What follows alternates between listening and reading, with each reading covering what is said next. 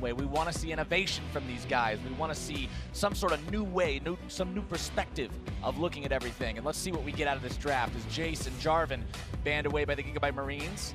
Immortals taking Galio out. And I think Galio should be permanently banned against Gigabyte Marines. It's such an enabler for so much stuff as far as map play and just late game insurance for one super fed guy that they've somehow managed to get a bunch of experience. Smart ban by Immortals. Sejuani going to be the third and final ban by the Gigabyte Marines as Callista is banned out by Immortals. She's just not allowed to see the light of day these days. I don't think that's going to happen at all. Yeah, Zaya and Rakan, they're both available as well. Gigabyte Marines, you would expect them to put some kind of high value on Rakan specifically, especially if Zaya is available too. It means you can pair it up with something like the Tristana and you still have an all-in bot lane. The Sion ban. There was a smirk on Pobelter's face there. So I had to look in a different angle because I never see Sion banned, and oftentimes I didn't know what champion that was oftentimes the flash arts are flipped in ban phase, so they're looking away instead of looking forward. So I believe that's what happened with Sion. That's why I didn't recognize it. What? Yeah, that's a ban right there. That's some scouting right there. Maybe some of the Gigabyte Marine scrim partners have been talking, or they saw something in solo queue. That's the only explanation I have. I mean, I watched I'm a Cutie Pie stream the other day. He was playing full AD Sion top. You know what? Maybe that's it. Maybe that's it. Hey, what's the weirdest thing we've seen in solo queue? Yeah, that's the Gigabyte Marines manual right there. But let's see exactly how they really decide to go through this. They grab Lulu first and foremost, and that's not anything rocking the boat, boys. This is pretty much one of the most standard picks you could go for. More standard coming out from Immortals as they pick up the Gragas and the Zaya. But now you have the Zaya Rakan for Immortals. I mean, Ole has always been praised during the regular season as being the big playmaker for the team, this guy that's risen to the top of NA supports. And when you give him a champion like Rakan and you pair it up with a Zaya, that's kind of terrifying if you're going up against this Immortals squad. Gigabyte Marines picking themselves up the Kog'Maw, so going to have that late game hyper carry potential, as well as grabbing the Cho'Gath, another Void monster, but a very different one. Yeah, so far, no surprises. The only surprise would be if the Cho'Gath moves into the jungle, since almost everyone plays in top lane nowadays. But if they have anything different, it's in there. And the fact that they're giving over Zaya Rakan again is a little bit shocking. Janna's obviously up as well, but Zaya Rakan are often disrupted for a reason. Yeah, those two are very, very strong together, and we did actually see Levi play the Cho'Gath in the jungle in their game versus Longzhu, but it just didn't work out very well. Stylistically, it feels like a mismatch for him as a player. We see him always succeed on these big playmakers and carries and not these giant lumbery monsters that try to stomp around and build up their HP. But now that we're into the second part of the bans, I'm curious to see if Immortals has any more of that inside knowledge. Lucian banned away, Talia banned away. For the time being, everything looks fairly standard. Yep. Nice respect being shown from the Gigabyte Marines towards Pobelter. We were only just talking about how he did have that great performance against Fnatic. And Immortals, they're going to stick with some standard bans of their own. Kassadin being directed towards Optimus. Definitely a big comfort pick for him in the middle lane. One more for Gigabyte Marines to go along with that Talia. They know that Immortals are going to be picking strictly solo laners, so that's where those bans will be aimed. How do they go about doing it? What's up the Marines sleeve this time around? I don't think we're going to see another more. After the 0-7-0 performance, I'm doubting it a little bit, guys, but Gnar is the pick at the end of the day.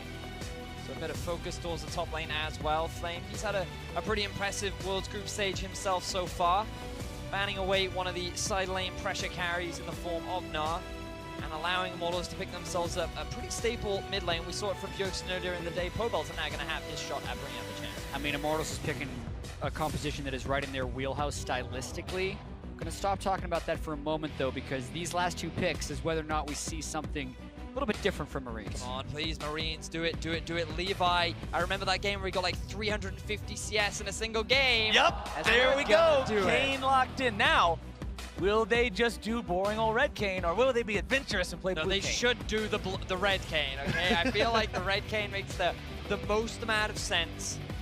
We can talk a lot more about it once we get into game, but Gigabyte Marines, they're gonna defy expectations. Flowers, they're pick and stand. All right, let's see how it works with Ryze locked in as their final pick. Yeah, and I do feel like people are a little overly grandiose with what they're expecting from the Gigabyte Marines to pull out.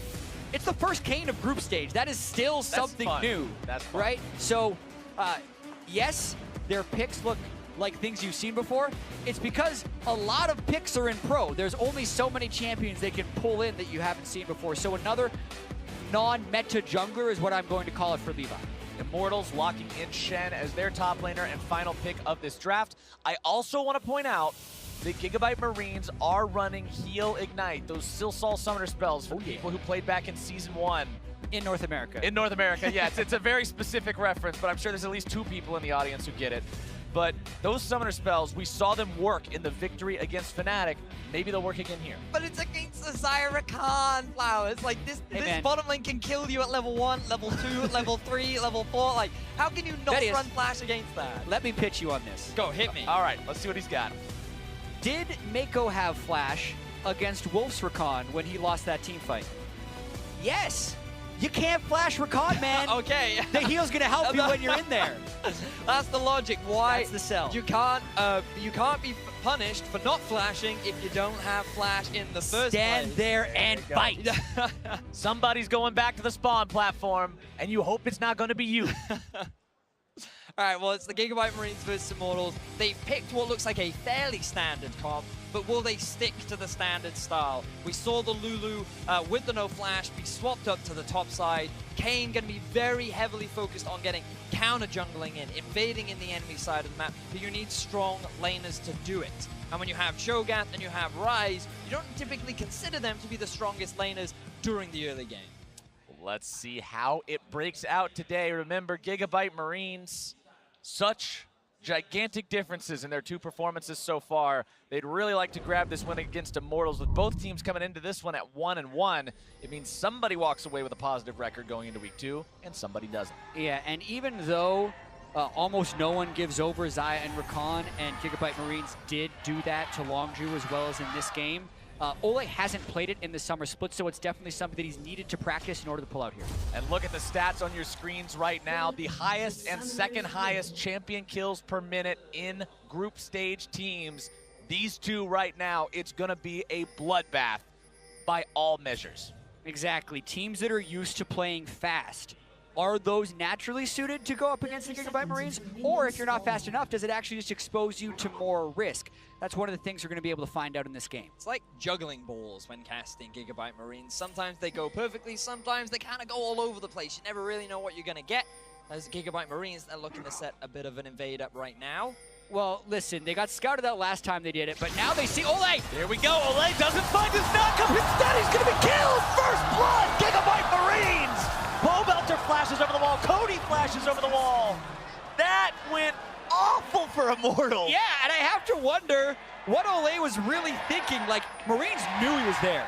They had wards all throughout their own jungle, and Ole didn't even have a numbers advantage. He just jumped into 4 people. Lulu doesn't have flash. Let's go. Listen to the crowd. GAM. They are in support of this team. They made a name for themselves, taking down Fnatic. Yes, they got crushed by Longzhu, but now they've gotten themselves first blood. They're going for standard lanes, and starting off by taking 4 summoner spells away from Immortals is a fantastic way to kick this off. The ward saw them walking through, but then Ole just way ahead of the team with Shen not even close. An unconscionable invade right there by Ole, but it cost him first blood. Now Ryze has it. Now I want to see Levi make his way down to the bottom lane. No flashes on either champion. You don't have a huge amount of CC, but you got a lot of damage with Kayn. This guy can run through walls, he can take creative paths, and I love seeing that Levi is already invading. I've heard from so many players that jungle Kayn could only be played properly if he's stealing stuff away. Exactly, we have seen this pick in the LCS and in pro play, and it's early. You need to make it work early. You have to use your mobility to get the counter jungling again. Getting first blood and getting the early wards helps a ton with this, and Xmithie walks right into it as well. He's going to miss out on probably his whole jungle if he's able to smite this away. Levi has smite, Xmithie does not. Levi doesn't be a smite battle, but Levi is the one to walk away with it. Super successful counter jungling coming out from the Gigabyte Marines jungler. This is the kind of champion we like to see this guy on too. Now healing up off of the Scuttle Crabs, we can continue getting in Xmithie's face. And we talked about the different evolutions just as we were getting into game, and you would expect Levi to go towards Rust. He wants to kill him. Or go towards Xmithie, find some damage, but instead, Smithy just sidesteps out of the way of it. That's one of the troubling parts about Kane right there. He's so mobile in the jungle. He's got so many ways to get in and out. And all the attention that Levi is drawing here is helping their bottom lane a lot. No way out CS and Cody-san, because they've been dancing between that jungle trying to back up Smithy, and they've lost on both fronts. I was curious as to why Levi wasn't using his W, and it turns out that he didn't even max it. He just decided didn't to even learn it. Yeah, that's what I mean. Yeah, he didn't even decide to pick that ability up. Decided to just put all his points in Q and E. Additional wave clear on the Kane. He just wants to steal away those camps. He wants that additional wave clear. And already being level 4, he's just going to make Smithy's life as difficult as possible in the early game. Yeah, Levi is all about firsts. First person to play Kane here in the group stage, fastest first blood of the group stage, fastest to level 6 we've ever seen when he played Nocturne. This guy always is the innovator, trying to get one step ahead of the enemy jungler because he puts them out of their comfort zone, whereas he's been practicing this stuff, he's right in his zone. There comes your initiation from Immortals onto the bottom lane of Gigabyte Marines. That's that lack of flash on Lulu that might end up being problematic later. Nevin taken very low here, gonna eat some of those biscuit, potion, whatever they are, heal himself back up. Is he in nowhere? Still okay for now. Like the decision making from No Way though, go straight onto the AD carry rather than onto the support. Realize that the damage threat is gonna be Cody-san and just prevent him from getting involved. But now we have to talk a little bit about Immortals, because they are the ones in the deficit, they are the ones that have been pushed back. But in terms of the laning phase, things still going reasonably well up in the top side for Flame. He's holding his own well up against Archie. You see Cobalt not that big of a deficit, and the AD carries, they're still staying relatively even. The only one that's really struggling is Smithy in the jungle. Yeah, and I think what gets lost a lot of time when everyone is throwing around cheese and what's Gigabyte Marine's gonna do is, at the end of the day, when they beat Fnatic, it was because they had a fed Trist Lulu. Yep. Right? It was almost a pentakill. They used these creative strategies to get through the mid game, but they still knew how to play. So in this game, they invaded more aggressively than a lot of other teams would. Potentially they put Immortals in a different mindset about what they were going to do, and they gave Levi an early lead in the jungle. And now, if they scale the late game with Ryze, Kog, Lulu, Cho, they'll be just fine. It doesn't feel like cheese. Cheese would be if Levi gets level 2 and then sits in a bush waiting for Smithy for 2 straight minutes and just tries to bank his entire game on getting a kill. Exactly. Everyone has their own definition of what cheese is, and they often use it as an insult, like, oh, you need to cheese because you can't beat us playing exactly the way we want to play you. Yeah. Like, that's BS right there, because ultimately, you're all playing the same game with the same tools. So if Gigabyte Marines use a different strategy, go for it. Well, now the strategy is gank bot lane, especially onto the guy with no flash. That is the punishment for those unorthodox summoner spells. Well, this is kind of what we were talking about. Unfortunately for the Gigabyte Marines, they didn't move down to the bottom lane. They didn't try and punish the flashless AD carry and support, and that means that it allowed time for Smithy to make his way down. There was no vision from Gigabyte Marines, and INT, they make their way onto the board. Yeah, that was a good gank, and it's neutralized this early game, especially if they can get ahead of No Way. They're not going to get to that late game Kog'Maw Lulu, and they need to be able to play this lane in a safe way. Doesn't even use heal here, and technically would have had that incredibly small window to flash away had he had it, but that was a pretty good gank by Immortals regardless. Immortals getting themselves on the board, but the gold lead still favors Gigabyte Marines ever so slightly. First Drake is Ocean, so he might not be the most desirable objective to start the game out with. You can see that gold lead is 600. It's the lead. It's also the difference between the junglers. Levi doing a lot of work so far. He has hit level 6 on the Kane. Kane's ultimate isn't the greatest in base form, though. It's cool, though. It's cool. It does a lot of damage. You can have a lot of cool-out plays with it. Pretty effective against Syndra, especially, as well. So we'll see how that plays into account later on. But the other big thing to note is Flame has now hit level 6. Remember, no flash in the bottom lane. If you get a good push-off with Cody-san and Ole, they can look to try and make that dive down bot. Gigabyte Marines have answered with a bit of vision in the river, but Levi, he's just trying to continue with the jungle aggression into Immortals half of the map. Yeah, and this is the point of the game where he really wants to work up towards that transformation. He does have his ultimate, which is nice, but he's not reaching that point of true power until he can get his first transform. And it's one of the reasons why you have to be so active on this champion. So much of your power is gated into the evolution that you need to be getting those orbs. You need to be getting that damage. You will find some against Smithy here. Now, though, the collapse coming in from Immortals. The stun lands onto Levi, but calling him in any sort of danger there would have been a lie.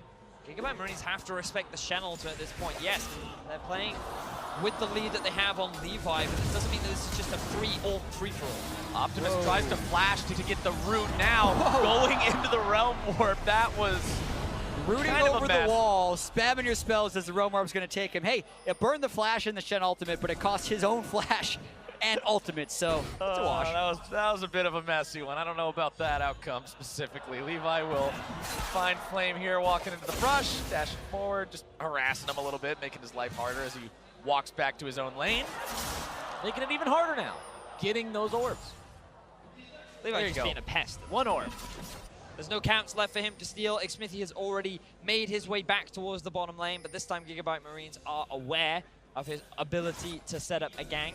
Ole level 6 as well. Look at the level difference between the bottom lane. No Shen ulti or TP, but with these 3 members, these should be strong enough to be able to set up a dive. Can't even so under-leveled. Nevin is level 4. His health bar just looks so tiny with only the base health to work with. See, guys, in solo queue, this sometimes is a risky strat. You need to run flash on your support, especially against a champion like Rakan. Levi now being brought up into the mix to clear these waves away, try to save turret first blood. No way continuing to clear those out, and Levi has done his job. Back to farming. So as much, Vedius, bit of a tangent, as much as I feel like the flash could have helped him escape that one gank, sure. I think it's more Noe and Nevin just not being as good at laning as Cody Sun or Ole, or the fact that Xayah Rakan bullies every Kog'Maw Lulu lane. So credit to Ole and Cody Sun for bullying them in here, and also being able to land an all-in through a barrier heal lane. So good on them. And I'm going to hold personally off on the flame of the Healing Knight players. I mean, Cody Sun and Ole, this was a bottom lane that people weren't honestly given a lot of credit or respect to at the beginning of the season. We're tossing all the way back to spring split here, but then throughout summer, Immortals, as they went from a 7th place team to a team that went to the finals of the North American LCS Summer Split, a big reason for that was Cody and Ole's play, a lot of which came out in lane. Absolutely, and they're going to be able to break this first turret, feels like no problem. Levi's still trying to farm up to level 8, not helping that bottom lane whatsoever, as we see a lot of other teams doing when their bottom lane is in trouble. He's trying to delay that lane. Instead, they might go for play on somewhere else on the map. And look at the farm lead too. Cody Sun 103, No Way 70 at the moment the turret falls. The gold lead now almost 1,000 in the favor of Immortals after the level 1 mishap. Things have pretty much done nothing but sway their way. Now moving to grab that first trade. It's been harder and harder for Levi to really exert pressure into the enemy half of the jungle. He will now move top to be able to get this turret, which will equalize the turret score, but Immortals, they're still keeping up with the plays themselves. They've been able to take that first tower of the game, transition that very quickly into an Ocean, and an Essence Reaver already completed for Cody Sun. Yeah, and I think Immortals has done a good job stabilizing this game after the failed invade level 1. The fact that they won that lane so hard after losing Ole's Ignite, Flash, all that stuff, and then also after Xmithy did the invade that gave No Way the 10 CS lead early, like that lane completely flipped thanks to the strength of their mid-game laning. Gigabyte Marines have to find some way to make this early game go well for them. That's the way that we've seen so many of their wins come out. They innovate, they theorize, they find all these new ways to play, but now those ways to play are getting punished pretty hard. Wild growth from Nevin onto himself, but Stand United brings another Immortals player into the mix and more money into the pocket of Cody Sun. I'll give you this one. Flash would have been pretty nice there. But also just good utilization of the Shen ult from Immortals. This is something that we were talking about earlier on, where it's very easy to just make plays happen in the bottom lane because you have the Rakan who's great at engaging, and you just have the immediate Shen follow-up. So even if Levi's there to help him out, it's just going to still be a 3 versus 2 in their favor, and they're going to be able to get the successful team fight. Levi farming up his Krugs, but now being pressured by Ole and Cody, has to walk back, using Kane's ever so handy ability to do that. But Xmithy, even though he's 2 levels down on Levi, walking through the jungle, recognizing the power of his own laners to help him if he gets into that 1 versus 1, and now that's exactly what they're doing. Levi trying to force this fight. Get himself out of this one. Realm Warp coming in, but nobody even steps into it. Cody Sun popping the ulti, Archie coming in from the flank, trying to grab somebody, but Immortals reinforcements have arrived. Xmithy goes over the wall, Archie goes after him, flash for flash, Rupture not quite gonna slow him down enough just yet. Has to knock him away. Yeah, lots of disengage there for Immortals as Gigabyte Marines can't quite force hard enough. Archie really tried there, but ultimately just able to trade flash for himself and the jungler. So you got to question whose flash was more valuable there. Will diminish the initiation for Xmithy for the next few minutes. You can also see that Immortals were able to successfully get a lot of deep vision down into the Gigabyte Marines bottom half jungle. What they'll utilize that for is up to them, but it could be a potential roam or flank. As you can see, No Way and Never with no turret to play around becomes very easy to collapse upon down the 2v2. All right, boys, take a look at this, though. The Gigabyte Marine gold differences during the group stage. It stays consistent there for a while, but then as it approaches 10 minutes, you can start to see the divergence. 20 minutes, it's very far apart, and those are the two games that they've had so far. Once it starts going one way, it doesn't stop. That's the lesson. Yeah, what's interesting in this game is it is different, right? The gold is even. We haven't had that insanely volatile lane swap dive forced by the Marines by lane swapping. I wonder actually if they planned on lane swapping but then pivoted to playing standard once they got the first blood. There's always a possibility of that, but in this game, it doesn't necessarily seem like they have the same type of combination for the Power Farm 6. You never know, though. And I feel like Levi, the impact that he's been able to have on this Kane has just been dwindling as the game progressed. Initially, we saw him setting up a lot of great invades. We saw him putting a lot of pressure down onto Xmithy, but now Xmithy's reaching this point where he has more team fight value. He has more utility on the ground because he's going to be tankier later on into the game. It's going to be easier for Immortals to both start these fights and team fight in general. So Gigabyte Marines, you kind of need to see where they're going to go with this composition they've drafted, because it's kind of a little bit all over the shop with a bit of early game, a bit of mid game, and a bit of late game everywhere from their car. Immortals now rotating that bottom lane mid. They've taken the bottom lane tier 1. Tier 2 is a bit difficult to push on to 15 minutes into the game, so instead they'll start putting the damage into the tier 1 mid lane. Cody's Sun, very strong right now. You mentioned the Essence Reaver before. Compare that to the Kog'Maw that's still juggling around pieces of Ginsu's Rage Blade, which feel really bad to just buy on their own, by the way. Having a Blasting Wand sitting in your 80 carries inventory just doesn't do a lot for you. At an incredibly weak point in the game right now. That is okay, though, sometimes when you're camping mid lane. One of the harder turrets to dive as long as they can continue to clear that wave. Rise also transitions into side lane fairly well, especially with Abyssal Mask. That's what Gigabyte Marines is trying to do. Surprisingly, all very standard stuff.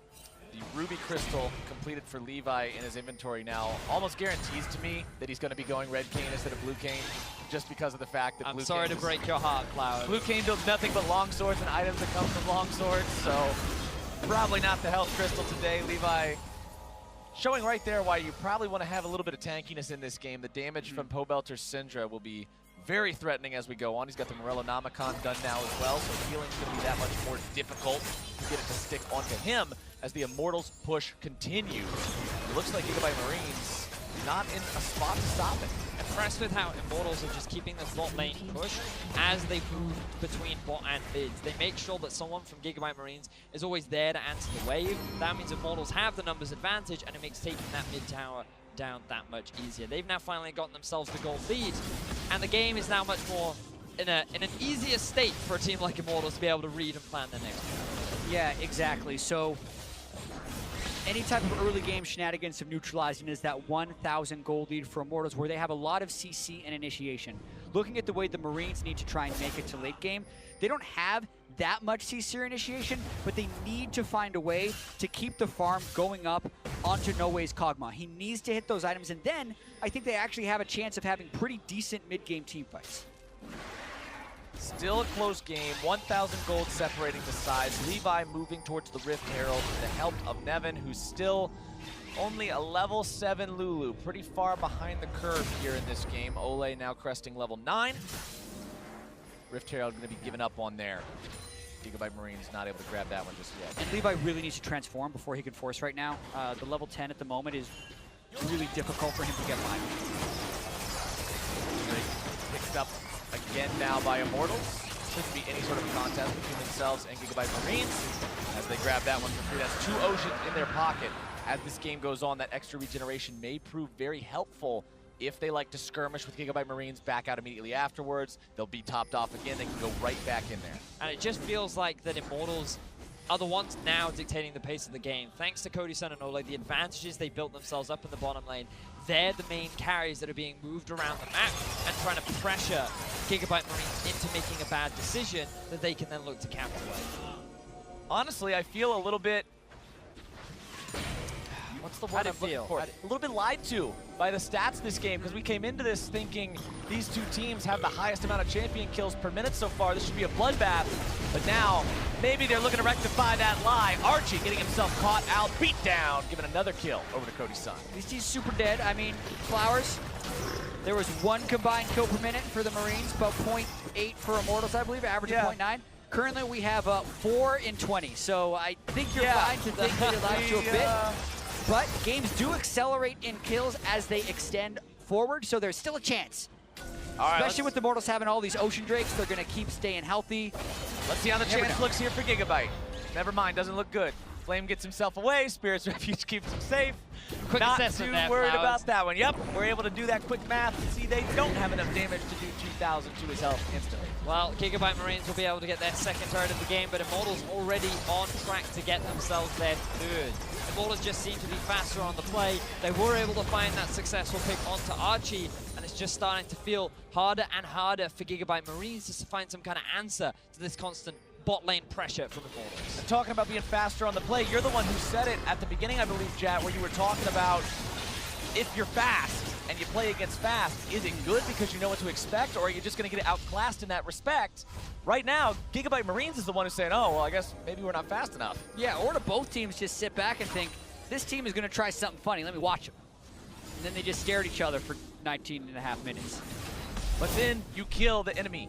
Yeah. Right here, just like this. This is where they found the kill. Archie stuck around too long trying to clear the ward out. Used his flash, bit of a waste, arguably, but on the bright side, he gets the Shed ulti out. But he does end up losing the Rift Herald and a top lane tower, which results in a very swift advantage going in favor of Immortals. Now the Baron has spawned. Now, it's only 20 minutes in. Right. So I don't think they're going to rush it down. We saw it last game at 22. We did, but that was because an entire team went down to the Infernal Drain. So there was a big window for that to happen. Whereas Immortals, they're just setting up vision and making it a pressure point. They're forcing Gigabyte Marines into this situation where they go, oh, are they doing it? Are they not? Maybe we have to check.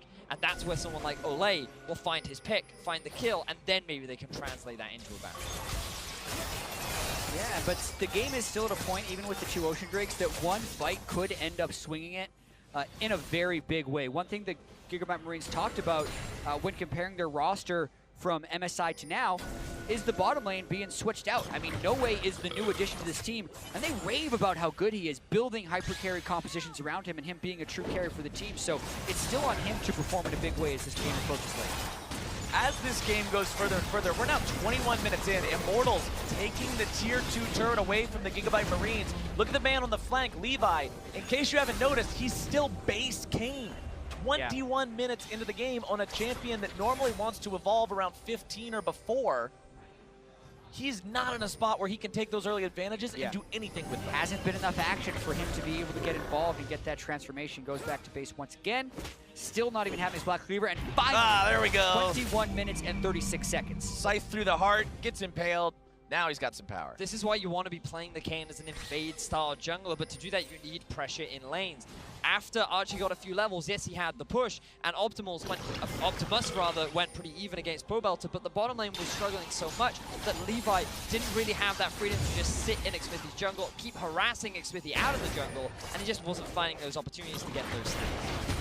Well, now that they've got the Kayn evolved, at least they've got him to a point where he can be useful in these fights. The knock-up on his W, one of the most useful parts of that evolution. But Immortals is just putting so much pressure on right now. They're taking another tier 2 turret 22 minutes in. Just tower after tower after tower for Immortals. They have great vision set up. They realize that Gigabyte Marines are constantly answering the minion waves. They get pushed underneath their tower. They're in a bad position, so they can't answer. And that gives IMT a very swift objective. Yeah, and I think Immortals is playing this one really smart. They're getting enough wards down. They're sieging in a safe way. We haven't actually seen Ole go for many plays. If anything, he's followed up Xmithy when he does go for a body slam flash, but they haven't needed to because as long as this goal lead continues to extend and as long as Cody Sun stays so far ahead of the curve of No Way's items, they're going to be absolutely fine. 40 seconds till that next Drake spawns. That'll likely go over to Immortals if they continue to control the game at the pace they're doing right now. Gigabyte Marines, this team feels totally different this game. Before, they were always looking for options. It was never a slow bleed from Gigabyte Marines. It was, we're going to just end this game faster. We're going to die trying. They're always trying to make a move, but today it's just the opposite. On the bright side, it's better than their Longzhu game. They don't have a 0-7 Mordekaiser. So you've got to look at the bright sides. They still have the potential for a Cogmore. You know, as Cass has always talked about, the late game. You know, so far, Immortals are doing a great job of slowly pressing their advantage further and further into the base of Gigabyte Marines. But if they slow down at any point and No Way is able to get that 2 or 3 out of Cogmore state, then maybe we can see this shining, this rising AD carry for the Gigabyte Marines have more of an impact. But it's hard to believe when Cody's son has like a 2.2k gold advantage over his AD carry counter. Yeah, Cody's son working on big item number 3 now and then at the edge. Feathers fly, and he immediately cuts down the enemy support. Player Smithy grabbing the kill onto No Way now as well. Levi and Optimus having to flash themselves out to stay alive. I don't know if you can say the same thing for Archie here. Does flash away, does stay ticking for now as they continue the chase. Immortals want more blood. Flame looking to solo down Archie as the rest of the team works together, getting rid of Optimus. 2 left alive on the side of the Gigabyte Marines, and now Archie, he's number 4, he's out of there, and Immortals go 1 for 4. They clean house in that fight the Gigabyte Marines tried to start.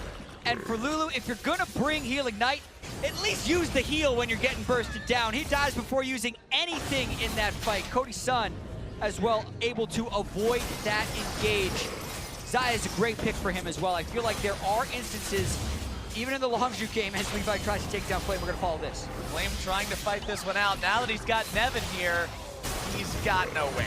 Levi takes him out, but they traded away for Baron, which is not really what you want to be trading those single kills for. I think Immortals can be pretty happy with how that all played out. Gigabyte Marines are going to try and get some consolation prize, but this is where we see Gigabyte Marines trying to get a flank off. They use the Rise ulti, their target is Cody's son, but immediately he flashes away, he gets out of the fray, he has the Shen ulti too, and the rest of Gigabyte Marines are just getting melted by the front line of IMT. Gigabyte Marines want to take this Ocean Drake down for themselves. Nice pick on the Pobelter. They grab themselves the Drake as well. This could be exactly what the team needs. Smithy to fall next. Big misplay there from Immortals. They think they can just walk up to the Dragon. They think they can contest, but then Archie gets the nom-nom down. He forces the kill down onto Smithy and Pobelter. And that results in an Ocean, and now pressure going in favor of the Gigabyte Marine. Yeah, you're still against a Cho'Gath at the end of the day, so a rather bold attempt to take that 3rd Ocean. Just kind of cycling death timers. They got to make sure they recover enough so they can actually get the 5v5 where they've shown they have an advantage. Levi tried to go through the wall there, see if he could find anybody to throw up into the air with the scythe, but unluckily for him, Cody, Son, and Ole stick together constantly this game. Ole knows he needs to be protecting Cody, knows how strong Cody is, and he's perfectly fine just hanging around him, attached at the hip, as we so often say about these Ardent Sensor supports. Oh my goodness, this fight at the Drake pit, Pobelter getting a little bit too greedy when he moves forward like this against a bunch of Gigabyte Marines.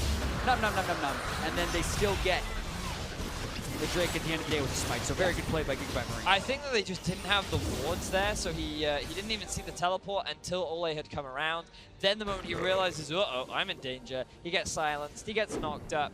And unfortunately, you can't use any abilities when you are silent. A little bit inconvenient as the Immortals squad pushes up into enemy territory now again, looking to contest the jungle of Gigabyte Marines. Levi 2-0 and 3 on this Kane, doing the best of anyone on his team. 100% kill participation, BF sword and inventory, likely a GA to make him that much harder to kill when he does run into these fights. Yeah, he's going to try and carry, but knowing Kane does not actually scale amazingly into the very late game. He feels great to play, but a lot of times he has that fall off, and Pobelter and Cody's son, more so Cody's son, are absolutely online right now. Just going to try and go back to the types of plays that were getting them the lead. They did die after Drake, but they still have 50 seconds of Baron. We're going to try and chip down these turrets. Still have a 6,000 gold lead, too, when they get into these fights in neutral territory. Marines have to play it so well to do well.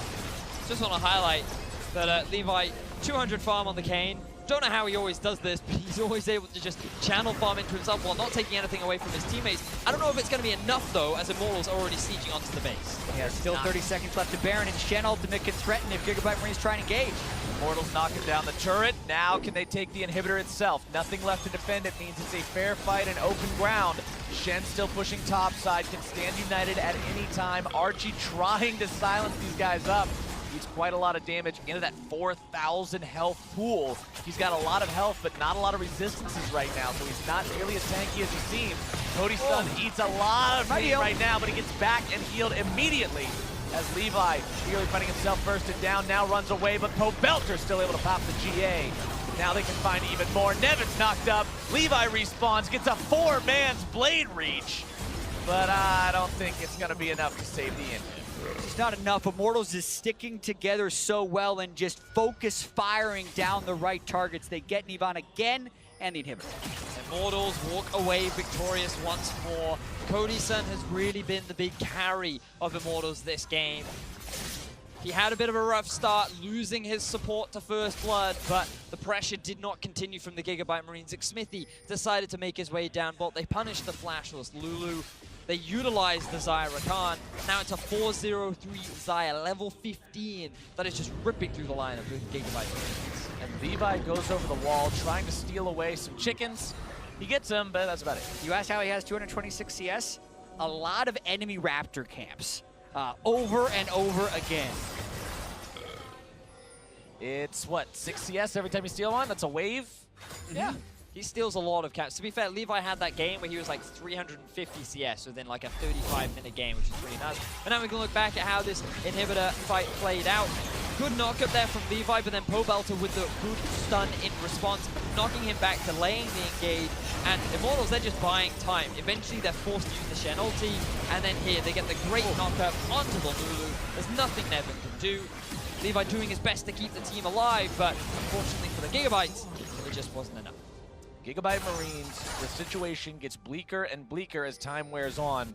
The slower-paced game has just been a slow bleed, almost for the entirety of it. That one mishap at the Drake, really the biggest mistake that we saw from Immortals. And now, they move up again, looking to make plays onto Optimus or the Tier 3, whichever comes first. One feather from Cody takes it out, but he's still going to be maybe in trouble. Never mind, grabbing the kill onto Levi for Pobelter. Immortals continues their push with Redemption to keep him healthy. Sit back in that Redemption one more time, get the second inhibitor, rinse and repeat with inhibitor 3, or just wait a minute until you can get the Baron and go all the way for the Nexus. Immortals has played with so much control, except for 2 blips, which was the level 1 invade and the Ocean Drake the Gigabyte Marines ended up stealing away. But aside from that, it has just been a great display from Immortals. I mean, we so often see teams hit the wall of these inhibitor turrets and say, no, wait for Baron, we'll push then, that's when we're going to make our move. Immortals just says no, they just walk straight in, take whatever they want, and now they've got one lane left to do it in. Rupture finds its way only onto Smithy. Archie can't even walk close to this Xayah right now. Cody just outputs so much damage. And you've got to think about what this means for the group as well. Immortals getting that 2-1 scoreline is going to solidify them in that second place spot. Having that kind of a lead is so advantageous moving into next week, and now we can just look back at how they were able to get that very quick kill on the Levi. Yeah, just tries to go in, doesn't have his GA this time. Everyone uses the spells, he's gone, right? They're not able to initiate cleanly or together. In no way is so scared of all the Syndra and Xayah CC that he's not able to get close. They might try and rush this Baron on spawn, though. Another the only Drake. other chance they have. Another Drake did go the way of Immortals. They picked up the mountain on their way out of the Gigabyte Marines base. Baron spawning right now. Gigabyte Marines only has Levi nearby, so no spawn chance for them. Immortals already getting into position. Yeah, no Baron rush to be. No way was just in the mid lane. Most likely not worth trying to contest this Baron, but there are very few options left, because if they do give up the Baron, their base is probably dead, but they're too slow on the play anyway. So much damage on this side of Immortals. Yeah, and Immortals is getting set for the final push. I want to take this small moment before they push in to clarify my thoughts on Heal Ignite, because I think it can work in lane for those strengths, but I do not think it is good overall before you take it into every game in solo queue. Specifically in pro play as well, when they are more willing to punish missed positions. It means there's no way out ever of a Gragas body slam, a Gragas ult, or a Rakan engage, and I think Immortals has done a very good job punishing that this game. I also think it's always just a risk to run it into a Xayah Rakan lane, which in general you should never look to give away. But now here's Immortals, they're looking for the final push, they're looking for the game. Redemption called down, silence down onto Flame, but he's just so tanky. Immortals have the raw stats to force this issue right now. Optimus and the rest of the Gigabyte Marines will hold the turret for this push, but the next minion wave will likely be it. There's quite a lot of wave kill on the side of Gigabyte Marines, so I feel like Immortals need to send Flame down bot, get that minion wave pushed into Gigabyte Marines base to just split up the Gigabyte Marines so that they now have the Baron, they have the extra minions, but that tower's pretty low, they might just try and force it. Here we go, Force comes out, Levi goes in, looking to find the burst, they got Cody's done! This could be the fight. Immortals now without their big carry. Archie taken low, Levi the one who's wild growth. Flame backing away, Redemption to keep them healthy. Gigabyte has to think how hard they want to chase this. Immortals is full HP. What a beautiful play from the Gigabyte Marines. Knockup from Levi into insta-kill from Archie. Fantastic coordination that'll delay it for a little bit longer, but Immortals, I don't think they're dissuade just yet. Double Mountain Drake, they are going to heal up, and Gigabyte Marines use a lot. They're trying to just leverage these super minions to help them get the 3 inhibitor cycle. Haunting onto Levi, the burst comes through from Pobelter, but there's your Wellmore, putting Archie into the back line, seeing what he can find. Rupture not making its way onto anyone just yet, but the silence into the Polymorph will hold him there for a moment longer. Gigabyte Marines just doesn't have the damage to get these kills. Yeah, they don't have the stickiness in their engagement. They don't have that hard CC from a Syndra stun or a Rakan engagement. Everyone is just kind of slowly walking towards them. And here we go, there's the replay.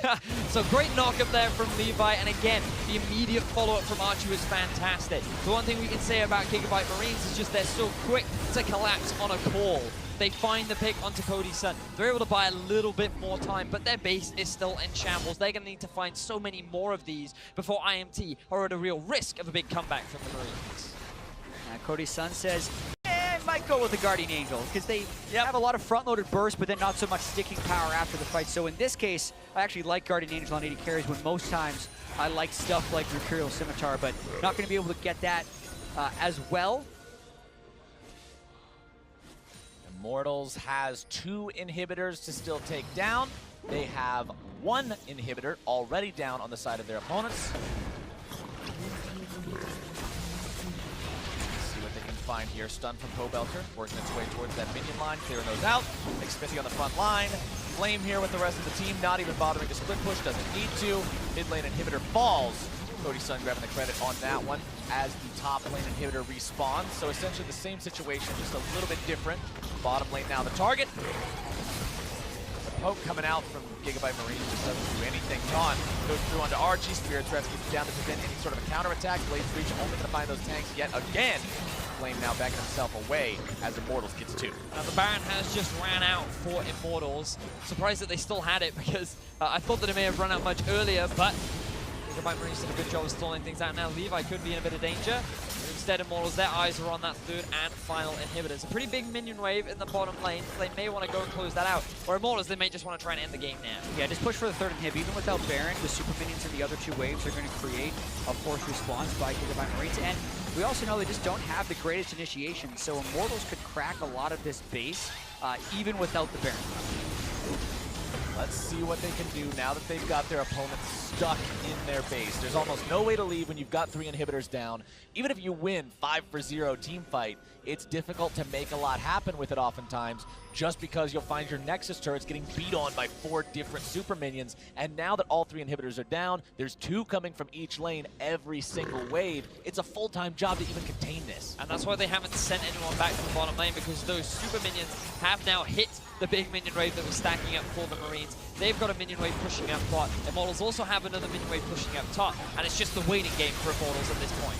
Stun goes through from Pobelter, finds its way onto 2. Levi, 2/3 HP. He does have the ability to heal himself up significantly in the fight using the ulti, but with the damage and burst that Immortals has, you've always got to pay attention to that. Exactly, and it's probably not going to cost Immortals this game, but Cody's Suns mispositioning in the late game is becoming a big worry for Immortals. It hurt them a huge amount against Longzhu, and here he got killed at the mid inhibitor, and he took a large amount of poke as they were trying to finish the base, which forced them to pull back. Ocean Drake's healing him now. They have such a large lead, it probably won't matter, but there will come a time when their games are very close, and he has to position better.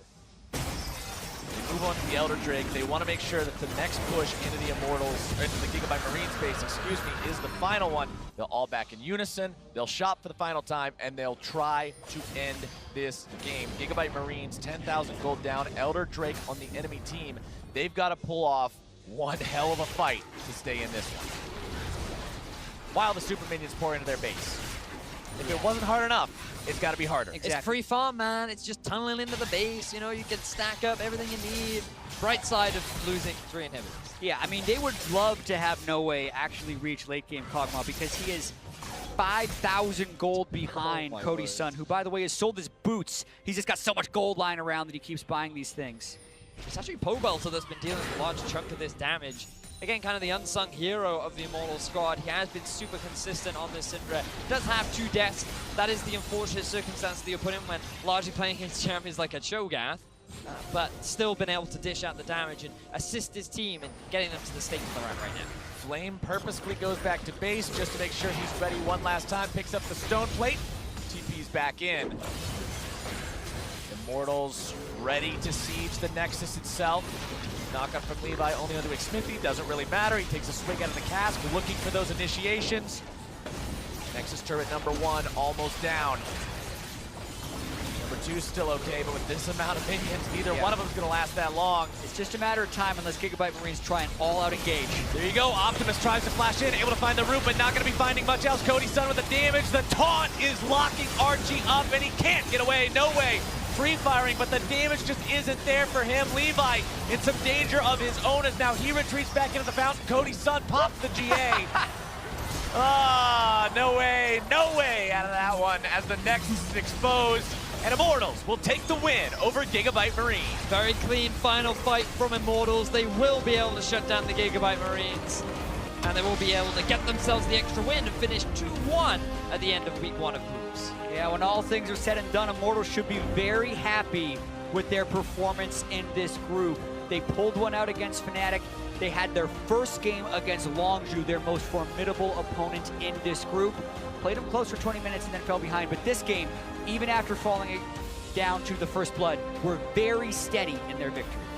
The only steady part, or the only unsteady part, I should say, what you brought up, they just got to make sure they're minimizing those problems later on, right? There are a couple positioning issues, but overall the team can look at this as a success. They can go into their prep for week 2 saying, look, we had some awesome games against Fnatic and against the Gigabyte Marines. And for a lot of these guys, this is their first time on the world stage. Pobelter and Smithy obviously had to make the trip to Worlds when they were on CLG, so they're much more experienced, but it's the first week on a new stage with so much on the line. It is hard to adjust to, so that's a good start, 2-1.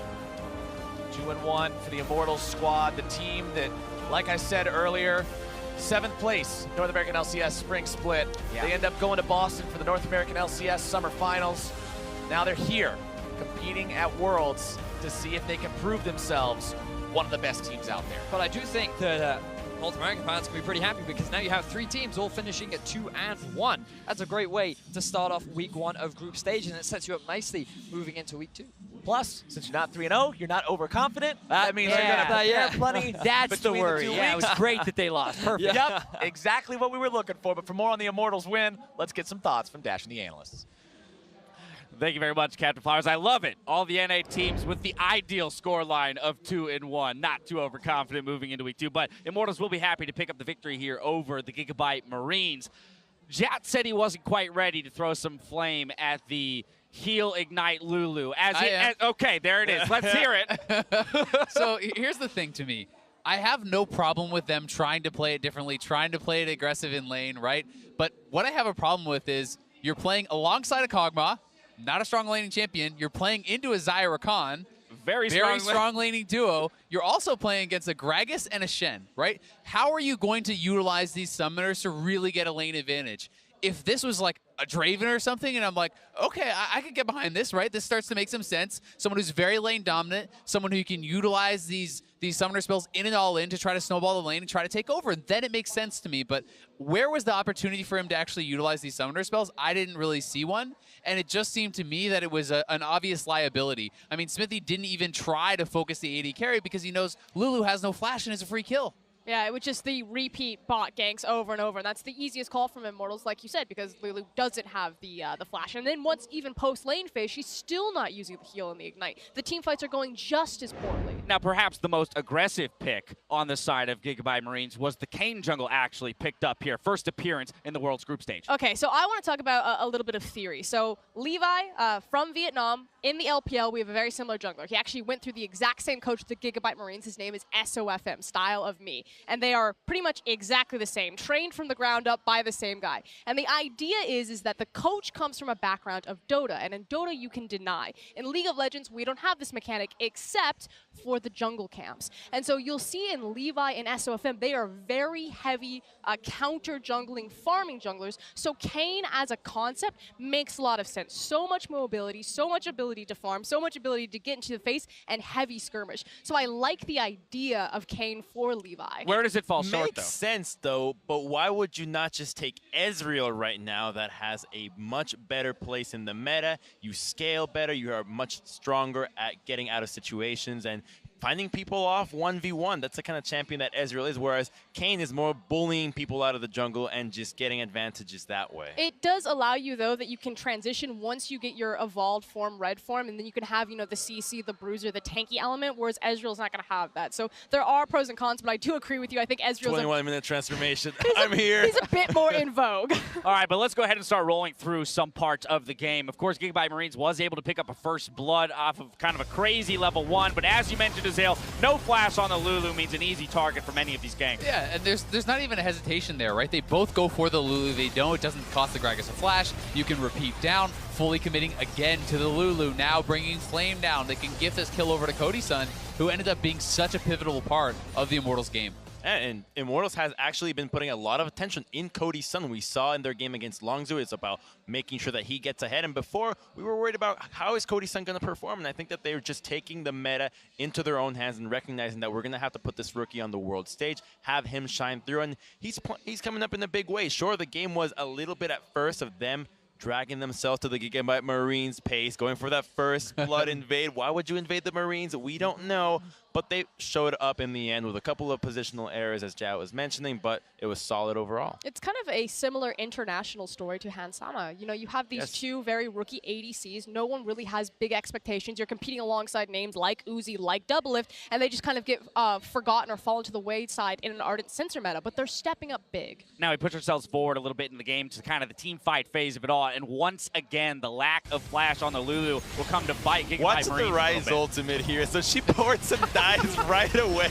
That's a bummer. That's a bummer. unlucky. You're stunned, you can't get out of here. Like, no! The sacrificial lamb out of Optimus. Yeah, but here it is. Basically, this is the fight. Yeah, this is the fight that spelled the end for Gigabyte Marines in a sense, in terms of giving Immortals an insurmountable gold lead over the Gigabyte Marines. And it's just unfortunate that everything kind of seems to collapse right there. But good job from Immortals. You know, they pretty much had control of this game from start to finish, save for that first blood. That was a little bit wonky when you go full Gigabyte Marines and they beat you at their own game. But other than that, that gold graph says it all. This was Immortals clean and clear.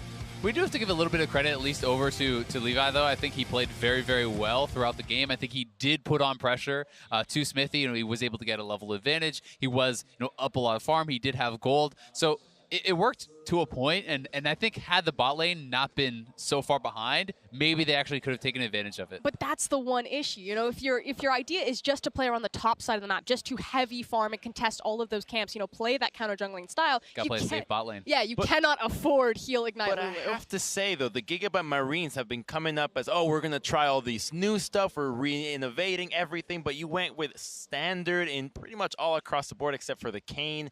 And where is that initial spark that we saw? Have they run out of steam? Because the idea of, all about experience and lane stops and everything has just fallen flat. Only time will tell, right? They have a few more days to retool before heading into week 2. Just real quick hit on Immortals as they close out their first round robin. They've kind of had an interesting run here through the first week, right? A very close game, almost dropping it to Fnatic, but getting it just at the end with an overreach by Reckless. A solid game here. What's our assessment of this NA squad? I actually really like Immortals right now. I think that they've showed a diversified style. They're strong in the early, they're strong in the mid, they can team fight. It's just kind of, again, fine-tuning some of those positional errors. You know, in Longju was Xmithy out of position. Here it was a couple times maybe Cody's son's overstepping.